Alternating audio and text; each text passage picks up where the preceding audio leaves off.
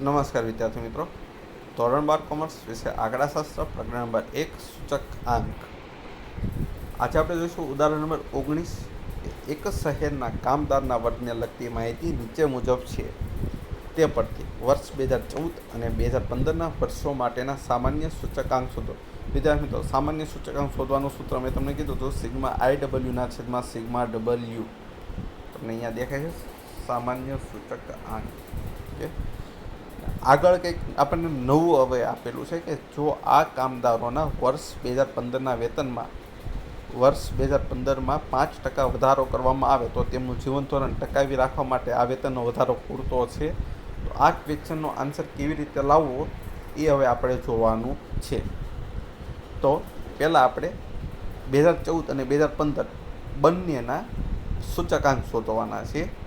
એ સૂચકાંક શોધાઈ ગયા પછી 2015ના સૂચકાંકમાંથી 2014નો સૂચકાંક બાદ કરીને એની ટકાવારી શોધશો અને એની જો ટકાવારી 5% કરતાં વધારે આવે તો વધારો પૂરતો છે અને 5% કરતાં ઓછી આવે તો વધારો પૂરતો નથી, એવું આપણે કહીશું.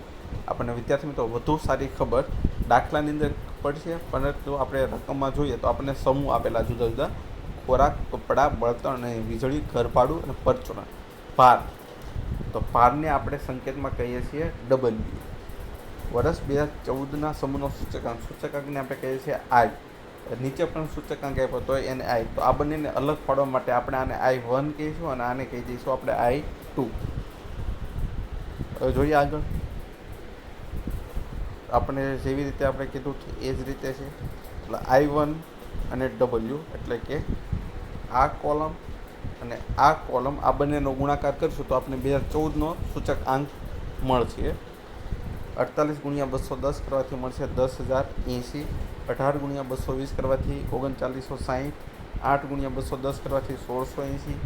12 × 200 કરવાથી 2400 અને 14 × 210 કરવાથી મળશે 2940. અને આનો સરવાળો થશે 21,060. ઓકે, એવી જ રીતે હવે 2015નો સૂચકાંક શોધવા માટે ભાર સેમ રહે છે પરંતુ સૂચકાંક બદલાઈ જશે. 2015નો સૂચકાંક આવી જશે તો 48 × 230 કરવાથી 11,040. 18 × 225 કરવાથી 4,050. 8 × 220 કરવાથી 1,760. 12 × 200 કરવાથી 2,400. 14 × 235 કરવાથી આવશે 3,290. અને આનો આપણે સરવાળો કરીએ તો આપણને મળશે 22,540. હવે શોધીએ 2014નું પહેલાં સૂચકાંક.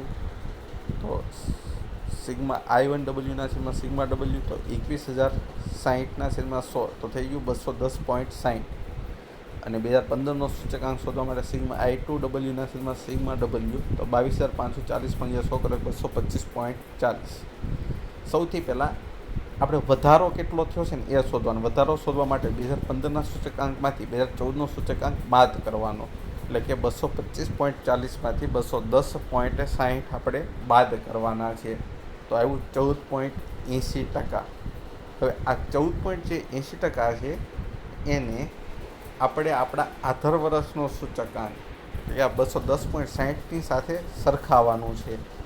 તો 14.80 ભાગ્યા 210.60 × 100 કરવાનું છે. તો આવ્યું છે આપણે 7.03%. તો આપણને ખરેખર કેટલા કીધું હતું? 5% તો હોવું જ જોઈએ વધારે ટકાવી રાખવા માટે. તો 5% કરતાં વધારે છે. તો 2014ના વેતનમાં થયેલ 5%નો વધારો કામદારોનું જીવન ધોરણ વર્ષ 2015માં ટકાવી રાખવા માટે પૂરતો નથી એમ કહેવાશે. કે ખરેખર એને વધારો કેટલા ટકાનો કરવો જોઈએ? તો કે ભાઈ 7%નો વધારો થાય તો એ જીવન ધોરણ ટકાવી શકે, પરંતુ અહીંયા વધારો ફક્ત 5%નો કરવાનું કીધું છે, તો એ જીવન ધોરણ ટકાવી શકશે નહીં. આગળ ઉદાહરણ નંબર 20. મધ્યમ વર્ગના કુટુંબોની અંદાજપત્ર તપાસમાંથી નીચેની માહિતી મળે છે. વર્ષ 2014ના આધાર વર્ષની સાપેક્ષમાં વર્ષ 2015ના ચાલુ વર્ષના જીવન નિર્વાહ ખર્ચમાં કેટલો ફેરફાર થાય છે તે સૂચકાંક મેળવી જણાવો. એટલે સૌથી પહેલાં આપણે એનો સૂચકાંક શોધવો પડશે. જો 2014ના વર્ષ દરમિયાન કોઈ એક કુટુંબની ખર્ચપાત્ર સરેરાશ માસિક આવક ₹30,000 અને 2015ના વર્ષ દરમિયાન સરેરાશ ખર્ચપાત્ર માસિક આવક ₹35,000 હોય તો કુટુંબને આધા વર્ષની સરખામણીમાં જીવન ધોરણ ટકાવી રાખવા માટે કૌટુંબિક અંદાજપત્રના સૂચકાંક મુજબ સરેરાશ ખર્ચપાત્ર માસિક આવક કેટલી વધારવી પડે? તો આપણે અહીંયા એક નવો આપણો અહીંયા પ્રશ્ન છે. આ પ્રશ્નનો આપણે જવાબ કેવી રીતે મેળવવું એ આપણે શીખવાનું છે.